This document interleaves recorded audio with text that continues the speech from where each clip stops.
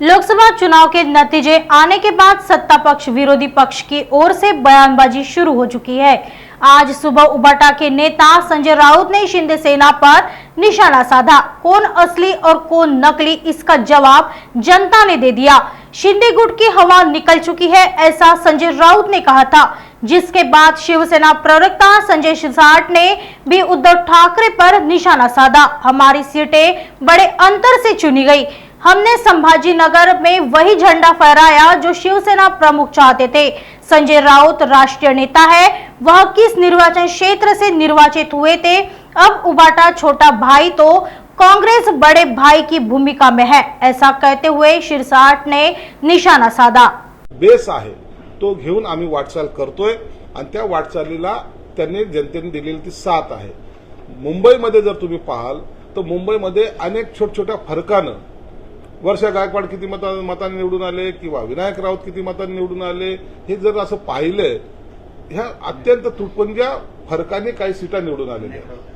अरविंद सावंत, विनायक राऊत का अरविंद सावंत ते दोन्ही जोडी एकच दिसते, म्हणून ते आले त्या अनेक कमी मतांनी निवडून आलेले आणि म्हणून लोकांचा कल आमच्याकडे। परंतु गणित या निवडणुकीमध्ये जे यांनी करायचा प्रयत्न केला, दलित मुस्लिमाची मतं घेण्याचा जो काही प्रयत्न केला, राज्य घटना बदलतायत हा जो बागुलबुवा त्यांच्या समोर जे आणला, त्याला काही लोक जे बळी पडले, त्यामुळे यांच्या विजयाकडे जास्त मार्ग याचा सुकर झाला होता। परंतु ठीक आहे, काही काळ हे चालतं, परंतु भविष्यामध्ये पुन्हा यांना रिव्हर्स हे जावंच लागेल। संजय राऊत हे आता तो नॅशनल लीडर आहे, कोणत्या मतदारसंघातून निवडून आला तो? ज्या प्रोसेसमध्ये तुम्हाला जायचं नाही त्या प्रोसेसवर त्यांनी भाष्य करावं, हाच हास्यास्पद प्रकार आहे। चंद्रबाबू नायडू कुठे, आपण कुठे, परंतु इतरांच्या ताटामध्ये माती कालवायला आम्ही अग्रेसर आहोत हे दाखवण्याची त्यांची ती वृत्ती आहे ना, हीच मुळात चुकीची। उद्या जर ते 26 पक्ष आहेत, 26 या 26 पक्षामध्ये मग जर एखाद्या वेळेला जर भाजपने एखादा 2 पक्ष फोडला तर भाजप तर पक्षच फोडतात असा आरोप होईल आणि तुम्ही आता काय करायला चालले, त्यांना फोडायला चालले। म्हणून राजकारणासाठी सोयीस्कर राजकारण तुम्हाला करायच्यासाठी तुम्हाला मुभा आणि आम्हाला दंड अशी नीती चालत नाही। एनडीएचं सरकार दिल्लीमध्ये येणार आणि पंतप्रधानपदी मोदी साहेब बसणार आहे। नाही, बरोबर आहे ना, नाना पटोले मुख्यमंत्री झालेच पाहिजेत, कारण गेल्या वेळेला वज्रमुठीची जे काही सभा झाल्या या महाविकास आघाडीची, त्या टायमाला नाना पटोलेने उद्धव ठाकरेंची खुर्ची सुद्धा बदलायला लावली होती आणि आता तर ते मोठ्या भावाच्या भूमिकेत आहेत, म्हणून आता बार्गेनिंग पॉवर त्यांची वाढलेली आहे। आता ते म्हणतील तसं यांना ऐकावं लागणार आहे, हे म्हणतील तसं ते ऐकणार नाही। आता काँग्रेस जिवंत झालेली आहे, आता त्यांचं ऐकूनच त्यांचा पदर धरूनच यांना सर्वांना प्रवास करावा लागेल।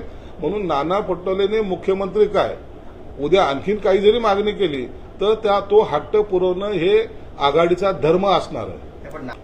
दुसपुस्त आहेच ना, मग म्हणून तर नाना पटोलेने एक दिवस अगोदर सांगितलं, तुम्ही ज्या शाळेत शिकला ती शाळा काँग्रेसने बांधली होती। आता ते हेच म्हणणार आहे की तुमची युती आमच्यामुळे, युती झाल्यामुळे तुमच्या आलेल्या त्या सीटा आहेत, नसता आम्ही तुम्हाला घरातून बाहेर काढू, हा इशारा नाना पटोलेने दिलेला आहे। म्हणून हा ही झकपक तर चालणारच आहे आणि पुढच्या वेळेला जेव्हा बार्गेनिंगचा टाइम येईल त्या टायमाला काँग्रेस ही सर्वात जास्त सीटं मागण्यामध्ये अग्रेसर राहणार। आता बोल ना म्हणा, आता बोल, आता नाना पटोले आदरणीय नाना पटोले म्हणावं लागणार आहे, आता सन्माननीय नाना पटोले म्हणावं लागणार आहे। आणि म्हणून तोंडात दम नसताना सुद्धा जे काही बडबड आपण करतोय त्याचा परिणाम आता भोगावा लागणार आहे।